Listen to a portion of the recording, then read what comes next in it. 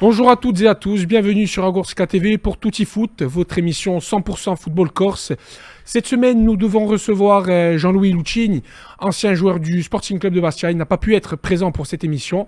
Ce n'est que partie remise. On le recevra bien entendu plus tard dans la saison. Une émission un peu intimiste avec Brice. On n'est que tous les deux pour cette émission. Bonjour Jean-Baptiste, c'est impeccable. Ouais, mais impeccable. On est tous les deux en plateau pour élaguer tous les résultats du week-end de la Régionale 4 jusqu'à la Ligue 2. Et oui Jean-Baptiste, comme tu l'as dit, on commence avec cette Régionale 4 où la Squadra Lumiac a concédé un petit faux pas, un match nul, un but partout face au Qatar. Avant, on écoutera d'ailleurs tout de suite l'interview d'Andrea Ruggieri, le président de la Squadra Lumiac. Tout à fait. Écoutez, on a refait le club avec un ami en 2022, comme vous l'avez dit. On a commencé par une saison en R4. On a été promu, on a eu de la chance, on a été promu en finissant 4e, me semble-t-il. C'était à cause des descentes et des montées des divisions supérieures. On a fait une première saison en R3 très compliquée. On a été repêché, on a eu de la chance. On a eu de la chance et on a fait la même chose la saison d'après, sauf que cette fois-ci, on est descendu et on a pris la décision de... On nous a laissé le choix, mais nous, on a pris la décision de redescendre en R4 parce que ça devenait compliqué. Vous savez, entre les blessures, ceux qui sont parents, ceux qui travaillent, c'est souvent compliqué de faire des déplacements, souvent difficile de garder ce rythme. Donc en fait, on a préféré descendre à notre niveau et se reconstruire sur de bonnes bases, quoi.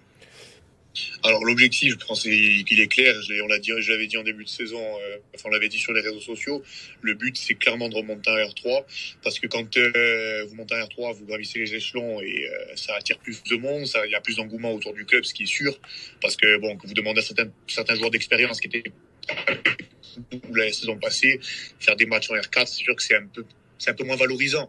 Nous, l'objectif, c'est vraiment de remonter en R3 et de continuer cette dynamique. Et voilà. Après, au terme de la saison, on ne sait pas comment ça va finir, on ne sait pas combien il y a de montées. Nous, avec les gars, on a discuté, on se donne un maximum et on voit ce qu'il arrive.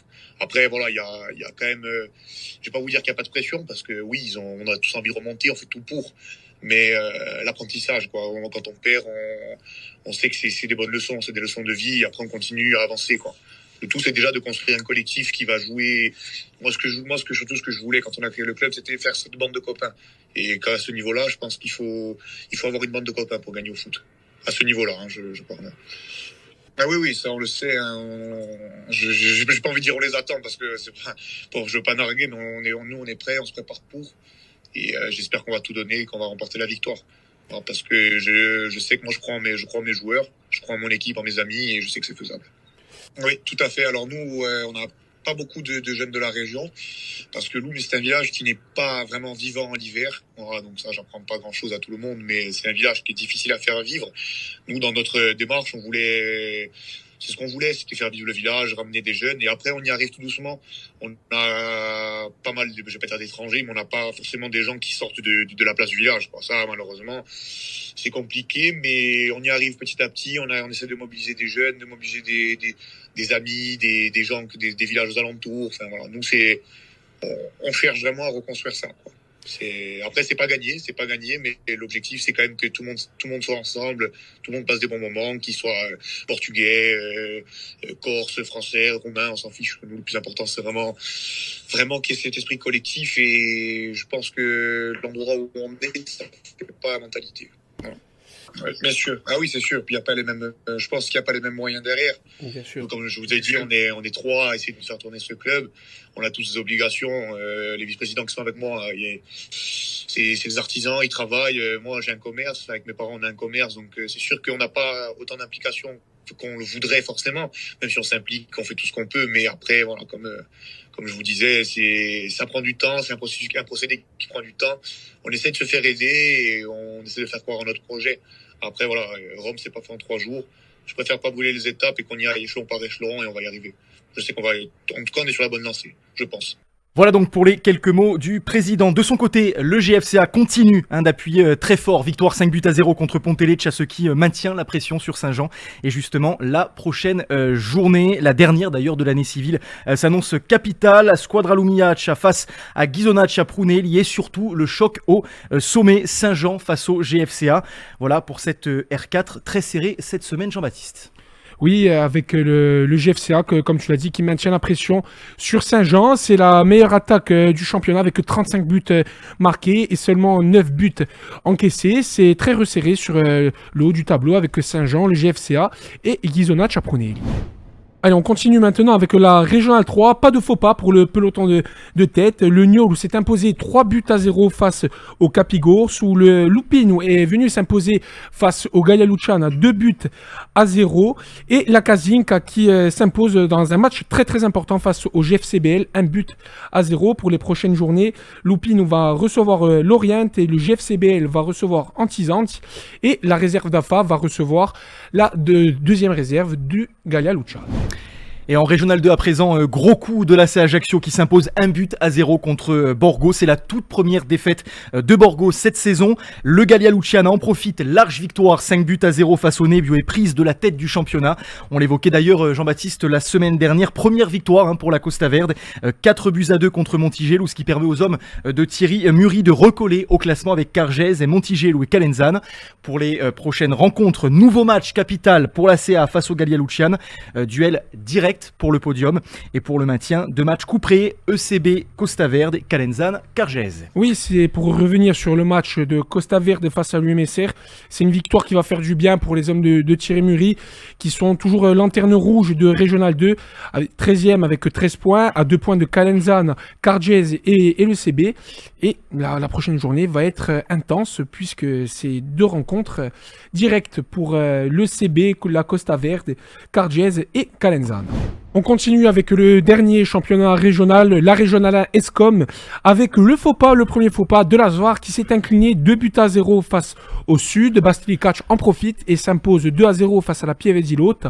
Et l'FGEB se donne un peu d'air pour la suite du championnat parce qu'ils se sont imposés face à un concurrent direct 3-0 qui est Echika Soirée, la lanterne rouge de Régional 1 Escom. L'FGEB est donc 11e avec 14 points et recolle avec Bocconiano et seulement à 2 points de Porto Vecchio et la réserve de la Balagne.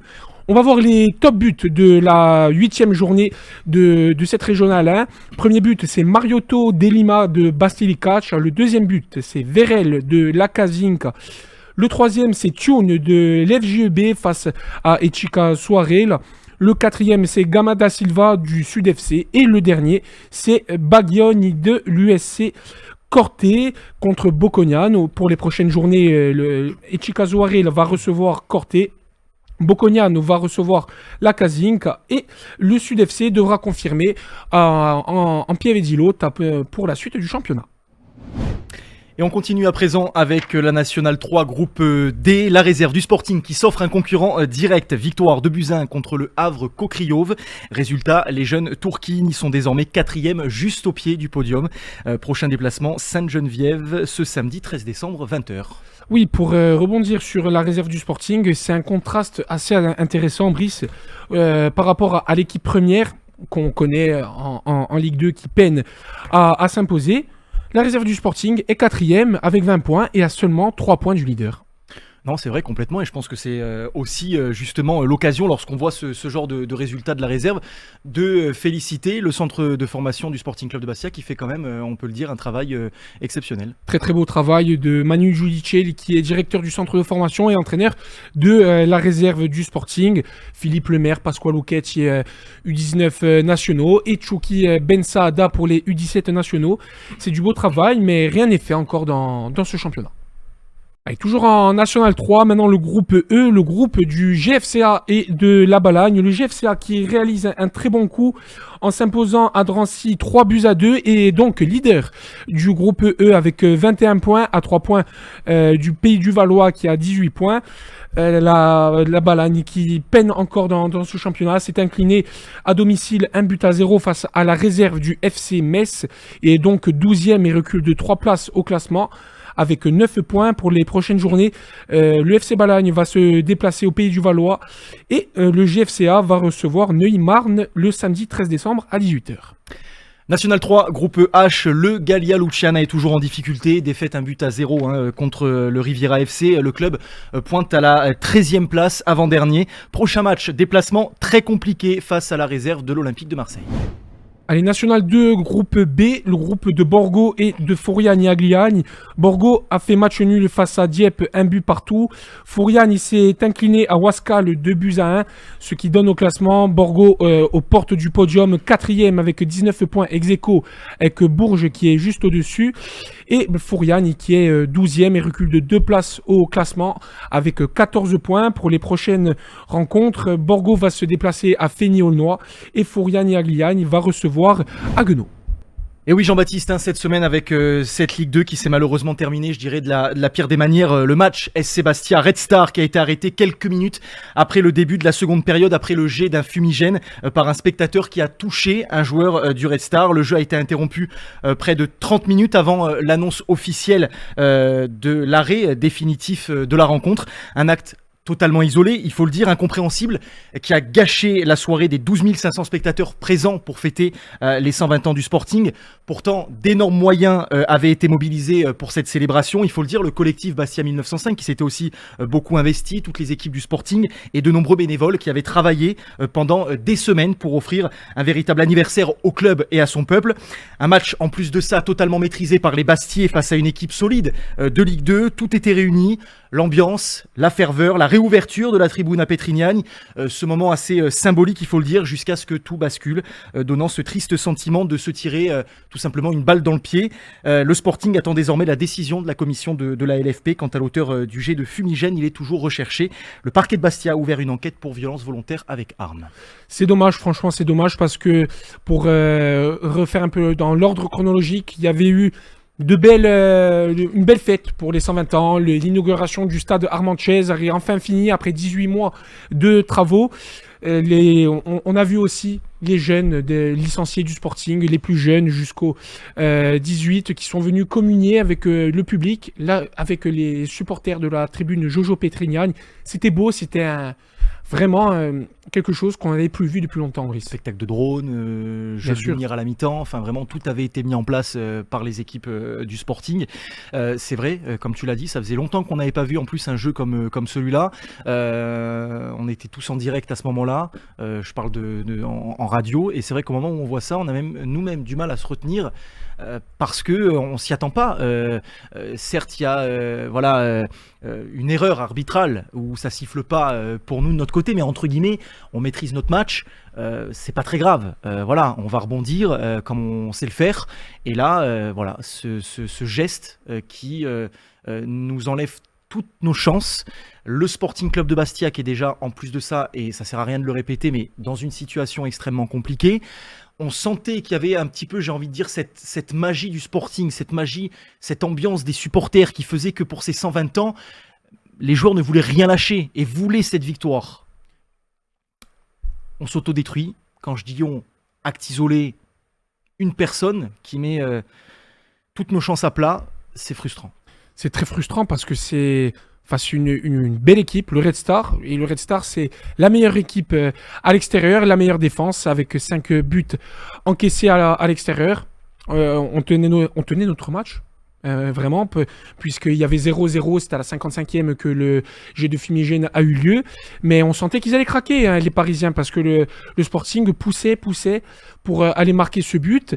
Et puis ce jet de fumigène, dès qu'on a vu le fumigène s'introduire sur le terrain et toucher le joueur qui est danger, on sentait que ça n'allait pas reprendre, puisque dès qu'il y a atteinte à l'intégrité physique d'un joueur, on sait que les instances sont intransigeantes et arrêtent le match définitivement. Non, et puis au-delà, même si par miracle la rencontre avait repris, il y avait un certain rythme. Ça casse une dynamique. Le rythme était complètement cassé à ce moment-là. Il y a quand même eu, avant la décision finale, je crois pas loin de 30 minutes d'attente. Donc dans tous les cas, de se relancer dans un match comme celui-là, c'est très très très compliqué. Malheureusement, que la décision de l'arrêt définitif ait été prononcée ou non, je pense que ça n'aurait pas changé grand-chose. On va écouter justement Réginald Ray en conférence de presse d'après-match qui s'est exprimé sur la petite heure de jeu de ses joueurs et de tous les tenants et aboutissants de ce match. Donc on parle souvent de vent contraire depuis le début de saison, même depuis que je suis arrivé. Là, c'est une frustration par rapport aussi, et bien évidemment, je vais rester sur le sportif, sur le match qu'on a, en tout cas sur les 60 minutes qu'on avait effectué. La reprise de deuxième mi-temps aussi, on était encore plus engagé que sur la première mi-temps, avec une domination, et on sentait que, de la des occasions qu'on s'est créé déjà, qu'à un moment donné, si on continuait comme ça, on allait faire craquer le Red Star. Voilà. Et, après, il y a des choses qu'on ne maîtrise pas. Ce qui est dommageable, c'est que quelque part, on se tue nous-mêmes. Et après, moi, j'ai dit aux joueurs que la base de ces 60 minutes devait nous servir pour la suite. Parce que mon rôle, c'est d'atténuer la frustration, et puis qui est déjà grande, hein, depuis le début de saison. Et surtout d'avoir une projection sur le Star. Donc il y a des joueurs qui iront avec la réserve. La semaine était bonne. Voilà, les 60 minutes. Ce qui était intéressant aussi par rapport à ça, c'était qu'on confirmait ce qu'on avait travaillé. Et moi, mon idée aujourd'hui, c'est d'aller pour être très compétitif à Saint-Etienne. On va se cacher, Real, ça va être très difficile pour la suite parce que vu ce qui s'est passé ce soir, on ne sait pas si le match pourra se rejouer. Et puis surtout, Fourian, il va être vide pour au moins quelques matchs, on pense, vu ce qui s'est passé. Voire peut-être des matchs qui vont devoir se jouer ailleurs. Là, ça va être un handicap de plus dans cette saison très difficile. Ça, je ne le maîtrise pas. Je me concentre sur ce que je peux maîtriser, ce qu'on peut maîtriser avec le staff et les joueurs. Et, voilà, construire sur voilà, les 60 minutes qu'on a pu effectuer ce soir. Enfin, c'est une belle équipe, hein, vous le savez. Voilà. Je peux rien dire de plus, hein. Si ce n'est que c'est dommage de ne pas avoir été au bout. Ton Bidonac, c'était quelque chose que vous attendiez depuis longtemps? C'était une option. Une option qu'on avait envisagée aussi sur sa rentrée à Saint-Malo. C'était une configuration aussi par rapport à ce qu'était le Restart. C'est-à-dire que rapidement, l'idée c'était de nous retrouver sur le 3 contre 3. Et lui s'est retrouvé aussi seul en 1 contre 1 plein axe. On aurait pu mieux l'utiliser en première mi-temps, mais on sentait qu'au fil du match, on prenait le dessus.